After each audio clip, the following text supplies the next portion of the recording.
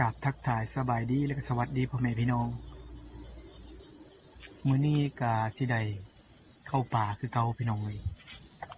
เลาะหาอยู่หากินนี่แหละเพราะว่าบ่ได้เข้าป่าประมาณ2 วันเลยและมื้อนี้กาสิได้เลาะหายิงนกนี่แหละทุกคนเลยสิได้เอา CP4 ไปมื้อนี้นี่สิได้เอารถจักรไปมื้อนี้เข้าป่ามื้อนี้เพราะว่าได้ย่างไกลนะทุกคนเลยก็เลยได้เอารถจักรไปนี่แหละมื้อนี้เส้นทางที่เราจะไปก็คือนี่แหละเส้นตัวนี้แหละทุกคนเลยแถวจ่ายพูนี่แหละเอาจังได๋ก็ไปดูไปติดตามรับชมน้ำกันว่าสีโชคสิมานบ่มื้อนี้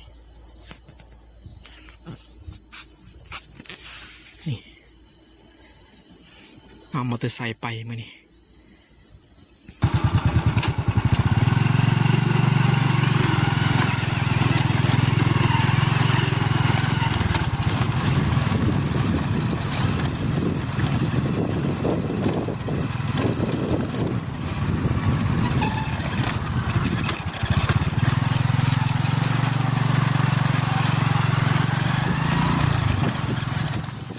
เห็ดปวกทุกคนเลยนี่พอดีเอารถมาจอดจึกพอดีเห็ดปวก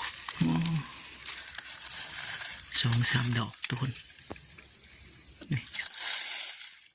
เห็ดปวกน่าสิออกดู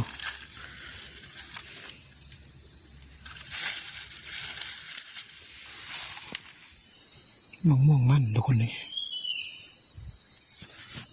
ยังดกอยู่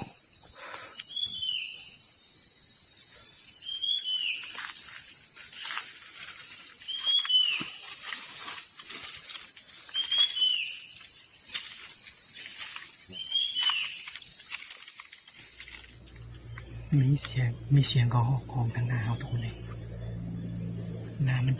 จะมีคู่เลยพอมันห้องหากันนะทุกคนเดี๋ยวสิไปจอบมันก่อนบางทีอาจจะเจอมัน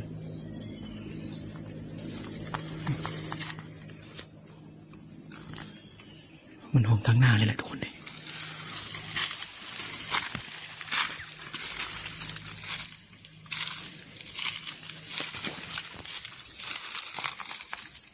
มันมี2 ตัวก็ออกตัวนึงในมันห้องอยู่นี่ตัวที่2ในห้องอยู่นี่ตัว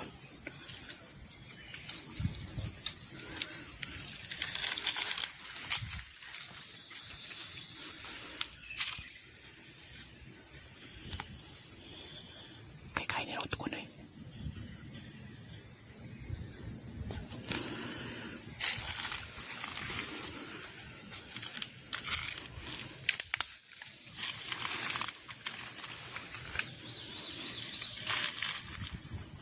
ยิงขาดไป2 บาทกระตัวเลย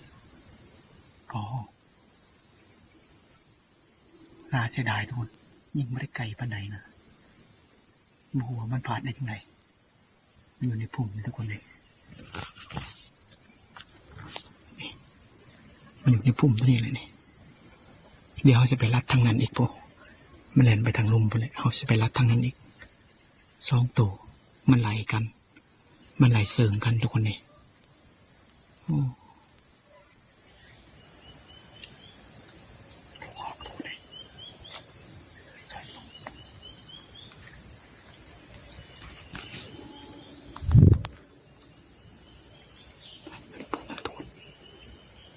2 ตัวมันไหลกันไหลเสริงกันเนี่ยแหละ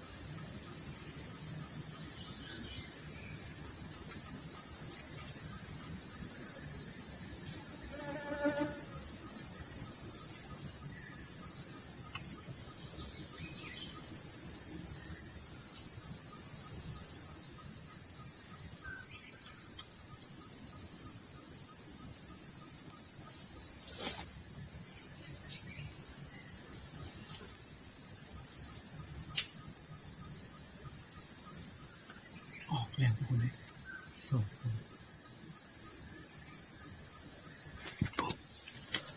ออกไปทางพุ่นเลยเดี๋ยวจะไปรัดใหม่ทุกคน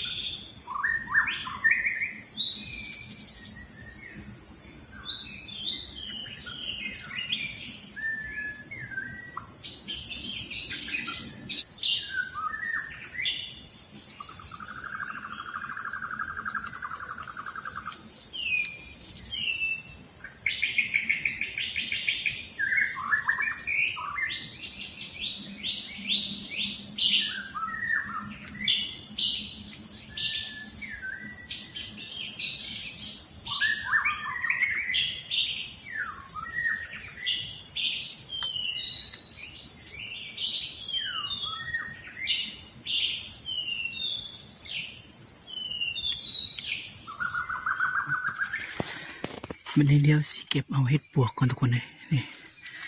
เห็ดปวกที่เราเห็นเมื่อกี้นี่ฮะนะเพราะว่าเราเลาะแล้วเลาะก็กลับมาคืนแล้วก็สิได้เลาะปุ๊บแล้วก็ลงทางพุ่นเลยทุกคนเพราะว่า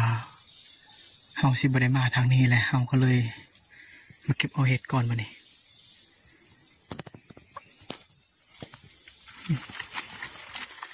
มีที่ดอกงามๆทุกคนเลย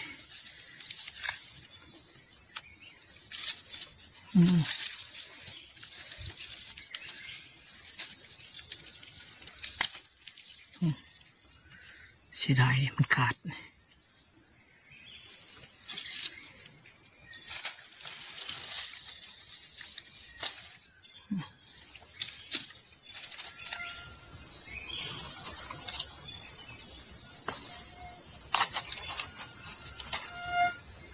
ดอกงามๆเลยทุกคนเลยพอดีแกง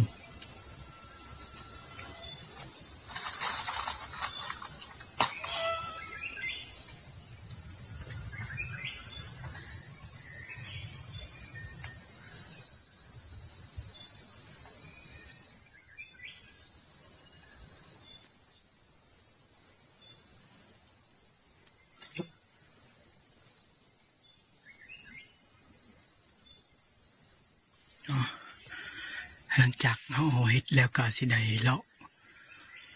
กลับตามโกกมะม่วงเลยทุกคนเลยเพราะว่านี่สิไปตัวนี้แหละนี่แล้วก็กลับไปทางพุ่นเลยเพราะว่าทางนั้นมีโกกมะม่วงหลายทุกคนเลยตอนนี้ก็ได้มาหอดโกกมะม่วงแล้วทุกคนเลยว่ามียังกินจังเห็นอยู่มันกินทางลุ่มนี่แต่บ่รู้ว่าตัวยังกินเดี๋ยวสิเก็บมะม่วงเมื่อกินก่อนเพราะว่ามันหวานกกเนี่ยนะทุกคนนี่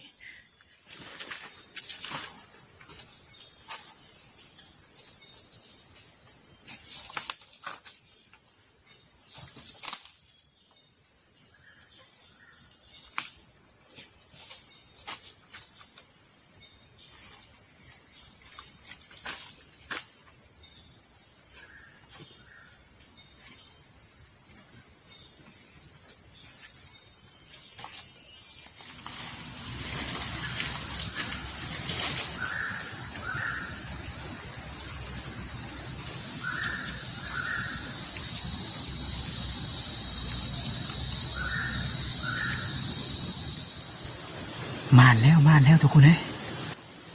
จัดไปแล้วตัวแลนตัวใหญ่เติบเลยทุกคนเลยพอดีเราได้ยินเสียงมันแหลนมากแล้วทุกคนเลยแล้วก็เห็นใบ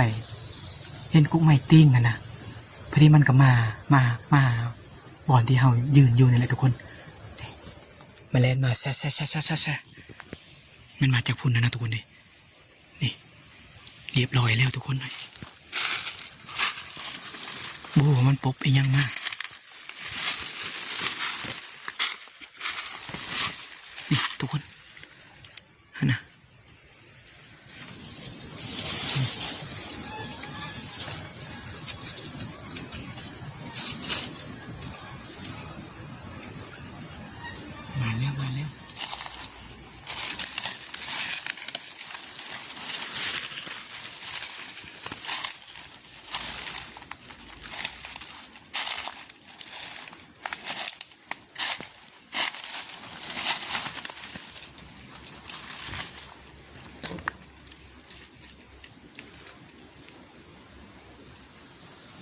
เขตป่าดงแห่งนี้ฮะ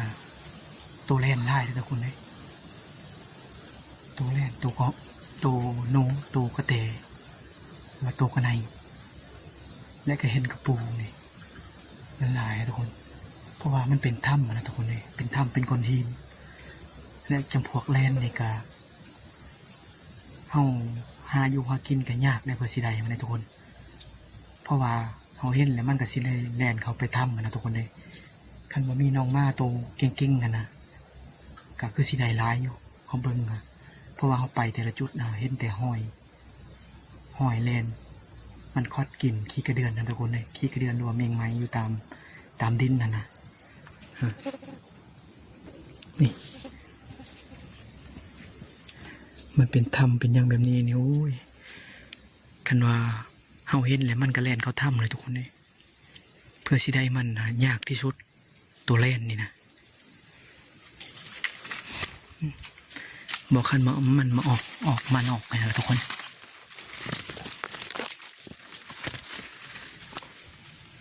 เป็นธรรมเป็นคนหินอยู่นี่อยากสุดแล้วพระสิไดมันมีแต่ธรรมมีแต่คนหินมันเลยเท่านี้เป็นธรรมเป็นธรรมเป็นห้องแบบนี้นะทุกคนเลยนะตัวแล่นทำมักอยู่ขนาดเลย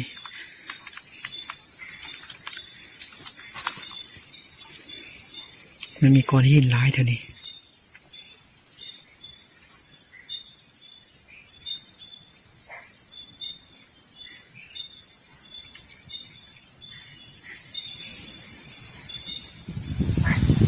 สำหรับคลิปนี้กับบุมียังร้ายพี่น้องเลยหาอยู่หากินกับใดแต่แลนตัวนึงนี่แหละและเฮากาสิได้จบคลิปไว้สำนี้ก่อนโอกาสหน้าพอกันไหมสำหรับคลิปนี้ก็ขอขอบใจเด้อ FC ที่ติดตามนะครับชมแต่จนจบพี่น้องขอให้อยู่ดีมีเฮงเมื่อสักครู่สักคน